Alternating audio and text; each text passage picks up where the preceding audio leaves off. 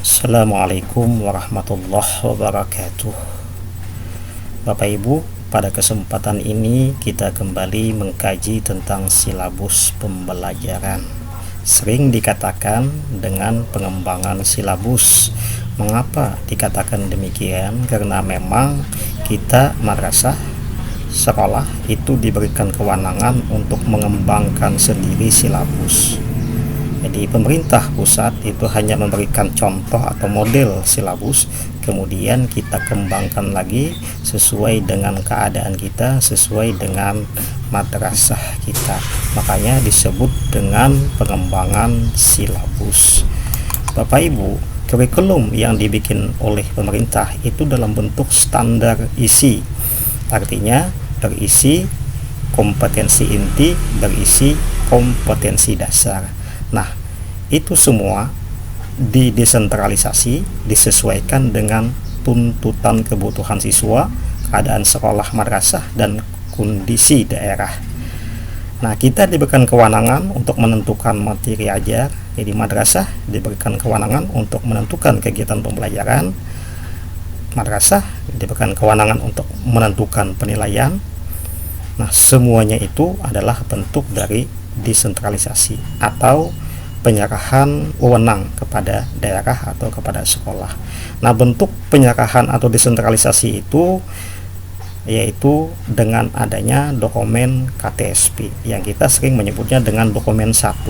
Jadi dokumen 1 KTSP itu wajib disusun oleh sekolah, wajib disusun oleh madrasah, karena itulah bentuk kewenangan yang diberikan kepada madrasah. Jadi dokumen KTSP adalah dokumen operasional yang menjadi acuan penyelenggaraan madrasah atau sekolah 1 tahun pelajaran. Nah, kemudian kita para guru wajib juga mengembangkan materi ajar, kegiatan pembelajaran dan penilaian dalam bentuk silabus. Jadi silabus itu adalah bentuk desentralisasi dari kurikulum. Bapak Ibu sekalian, kalau kita lihat di sini dari SKL, standar isi, standar proses, standar penilaian yang nanti ujungnya adalah penyusunan RPP. Nah, kita lihat bahwa semuanya bersumber merujuk kepada SKL, standar isi, standar proses, dan standar penilaian. Jadi inilah rujukan kita. Jadi SKL, standar isi, standar proses, dan standar penilaian itu adalah standar yang sudah ditetapkan oleh pemerintah pusat dan itu tidak boleh dimodifikasi, dirubah-rubah. Jadi kita hanya menjabarkan dalam bentuk nanti tujuan pembelajaran, dalam bentuk indikator pencapaian KADI atau indikator pencapaian tujuan pembelajaran. Jadi KI, KADI itu tidak boleh dirubah. Nah, kemudian dokumen 1 KTSP, program tahunan, program semester, silabus, RPP semuanya diserahkan kepada madrasah sekolah. Nah, untuk kalender pendidikan itu ada acuan yang dibuat oleh kementerian, baik Kementerian Agama maupun Kementerian Pendidikan dan Kebudayaan, oleh Kanwil, oleh Dinas Pendidikan, biasanya diolah kembali, kemudian sekolah madrasah kita pun mengolah kembali kalender pendidikan itu. Nah, jadi silabus itu disusun, dikembangkan sesudah kita menyusun program tahunan dan program semester. Sehingga kalau program tahunan, program semester itu sudah mengacu kepada standar kompetensi lulusan, standar isi, standar proses, standar penilaian, maka silabus itu dengan mudah kita susun, dan RPP nanti juga akan merujuk kepada silabus yang telah kita susun. Kemudian kalau kita lihat kutipan KMA, Keputusan Menteri Agama nomor 183 tahun 2019, di sana disebutkan bahwa perencanaan pembelajaran itu dirancang dalam bentuk silabus dan RPP yang mengacu pada standar isi. Nah, jadi bentuk perencanaan pembelajaran silabus dan RPP itu harus mengacu kepada standar isi, dan silabus itu sendiri adalah perencanaan pembelajaran. Nah, standar isi itu isinya apa? Isinya adalah KI dan KADI. KI dan KADI. Nah, untuk KI, KADI mata pelajaran agama, PAI dan bahasa Arab itu nanti mengacu kepada KMA 183 2019. Sedangkan untuk mata pelajaran umum itu mengacu kepada Permendikbud nomor 37 tahun 2018. Nah, kemudian penyusunan silabus dan RPP itu disesuaikan dengan pendekatan pembelajaran yang digunakan. Jadi kalau kita ingin menyusun silabus, menyusun RPP, apa pendekatan yang kita gunakan di dalam pembelajaran, maka kita harus sesuaikan dengan pendekatan yang kita rencanakan. Kemudian dalam kutipan dalam 183 2019 itu juga disebutkan bahwa silabus merupakan acuan penyusunan kerangka pembelajaran untuk setiap bahan kajian mata pelajaran. Jadi yang namanya silabus itu adalah acuan penyusunan kerangka pembelajaran. Nah, silabus itu dikembangkan berdasarkan SKL dan standar isi. Nah, SKL dan standar isi ini sudah ditetapkan. Yang kita bikin adalah silabus. Nah, silabus digunakan sebagai acuan dalam penyusunan RPP.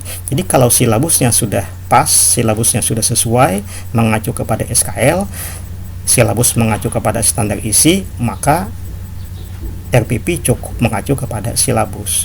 Tetapi kalau silabus yang kita gunakan adalah silabus ambilan, copy paste, misalnya dari internet, yang kita tidak jelas sumbernya, kita tidak tahu apakah silabus yang dibuat itu mengacu kepada SKL dan standar isi yang berlaku. Kalau tidak, maka nanti RPP yang kita buat pun tidak sesuai dengan yang seharusnya. Nah, jadi kalau silabus itu sudah sesuai, maka RPP cukup nanti mengacu kepada silabus. Nah, ini tadi sudah disampaikan bahwa rujukan untuk penyusunan silabus adalah standar isi dan SKL, dan itu ada pada KMA 183 2019. Jadi untuk PAI dan bahasa Arab kita mengambil KI KD-nya dari sana. Kemudian untuk pendidikan dasar dan menengah, nah yang mapel umum itu di Permendikbud 37 2018. Jadi kalau misalnya tematik matematika untuk kelas rendah, PPKN, IPA atau bahasa Indonesia, nah itu nanti mengacu kepada Permendikbud 37 2018. Nah, pengembangan silabus itu bisa dilakukan oleh guru secara mandiri masing-masing atau berkelompok. Nah, berkelompok ini bisa dalam satu madrasah saja atau beberapa madrasah menggabung, atau dalam bentuk KKG, kelompok kerja guru, atau MGMP di madrasah sanawiyah dan aliyah.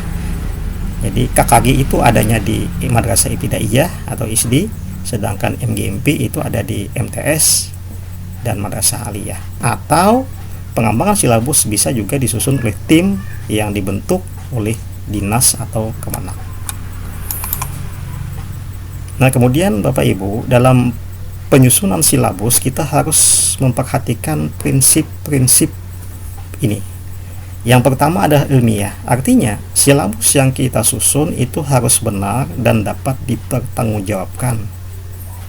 Jadi kalau isinya ternyata silabus kita itu tidak pas, tidak bisa dipertanggungjawabkan, bahan ajarnya asal-asalan saja, maka itu tidak sesuai dengan prinsip pengembangan silabus. Yang kedua, relevan, artinya silabus yang kita susun itu harus sesuai dengan tingkat perkembangan fisik, intelektual, sosial, emosional, dan spiritual peserta didik. Jadi relevan di sini adalah relevan dengan siswa, relevan dengan peserta didik. Kemudian yang ketiga, sistematis. Jadi silabus yang kita susun itu komponennya itu harus saling berhubungan secara fungsional dalam mencapai kompetensi. Jadi terlihat hubungan antara satu komponen dengan komponen yang lain terkait dalam pencapaian kompetensi. Kemudian prinsip yang keempat adalah konsisten. Jadi komponen silabus itu ada hubungan yang konsisten taat asas. Kemudian silabus itu juga harus memadai, jadi cakupan komponen itu harus cukup menunjang pencapaian KD. Jadi kalau tidak cukup menunjang pencapaian KD itu berarti belum memadai. Kemudian prinsip yang keenam adalah aktual dan kontekstual. Artinya silabus yang kita susun itu harus memperhatikan perkembangan ilmu teknologi saat ini. Kemudian kontekstual terkait dengan kehidupan nyata dan peristiwa yang terjadi. Kemudian prinsip yang ketujuh adalah fleksibel. Artinya silabus yang kita susun itu harus mampu mengakomodir variasi peserta didik dan dinamika perubahan yang terjadi, harus fleksibel. Kemudian selanjutnya yang kedelapan, prinsip pengembangan silabus adalah menyeluruh. Artinya komponen silabus itu mencakup keseluruh ranah kompetensi. Jadi kompetensi sikap, kompetensi pengetahuan, dan kompetensi keterampilan. Kemudian yang kesembilan, prinsipnya adalah desentralistik. Jadi silabus itu dikembangkan bergantung pada daerah atau sekolah madrasah masing-masing. Nah, itu yang harus kita perhatikan. Nah, kemudian dalam pengembangan silabus tahapannya yang pertama perencanaan. Nah, dalam perencanaan ini tim yang ditugaskan perlu mengumpulkan informasi dan mempersiapkan referensi yang sesuai terkait silabus yang kita susun. Nah, jadi artinya dalam perencanaan ini kepala madrasah, kepala sekolah seharusnya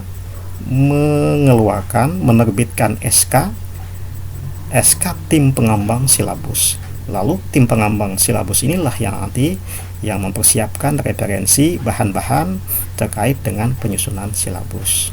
Kemudian setelah bahan-bahan kita siapkan, maka mulailah kita pada tahap kedua, yaitu pelaksanaan.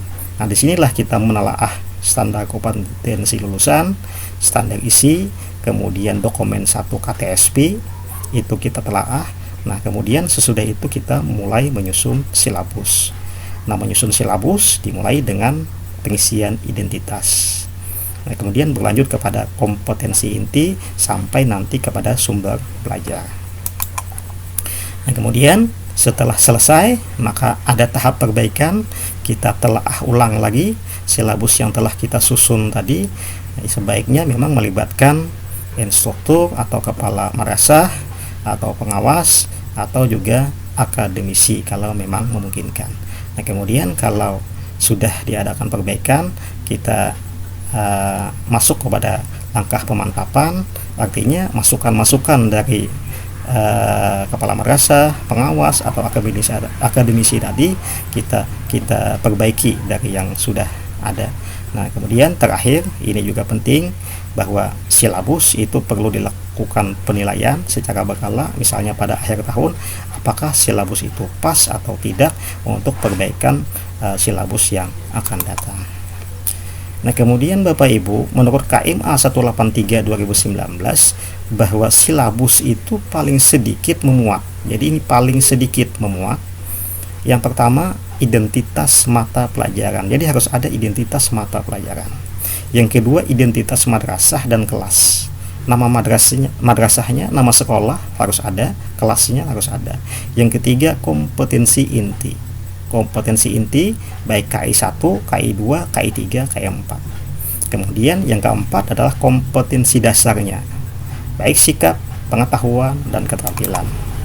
Yang kelima, materi pokok. Nah, itu isinya hanya bentuk butir-butir saja sesuai rumusan indikator kalau memang indikator kita cantumkan. Jadi tidak perlu seperti RPP ada kegiatan pendahuluan, kegiatan inti, kemudian penutup. Jadi tidak perlu seperti itu, cukup butir-butir saja.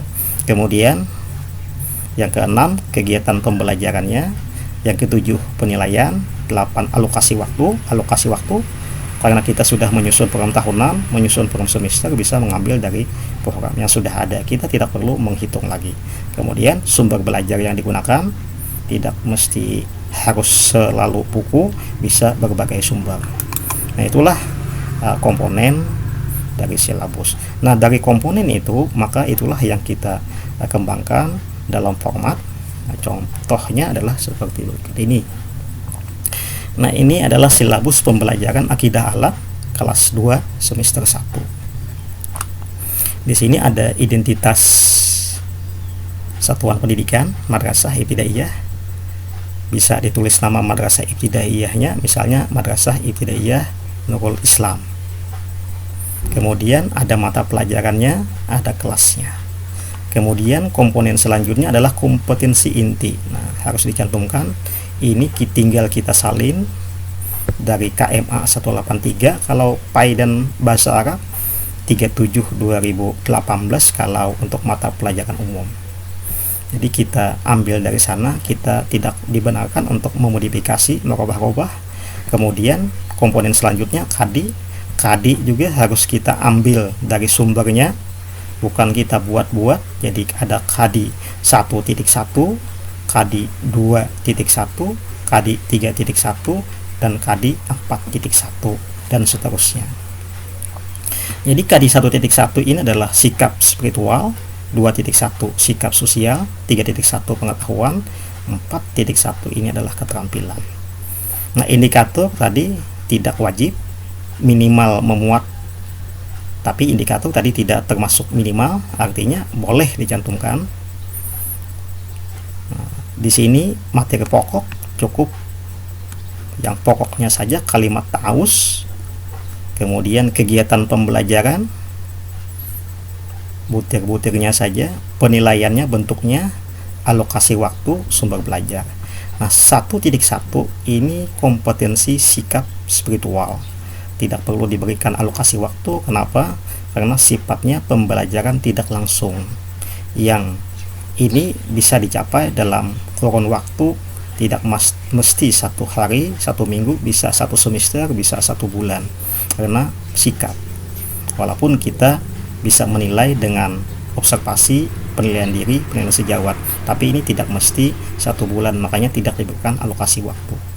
Nah, kemudian yang perlu dilengkapi adalah KADI 3.1 menerapkan ketentuan membaca ta'awuz, misalnya di sini KADI pengetahuan.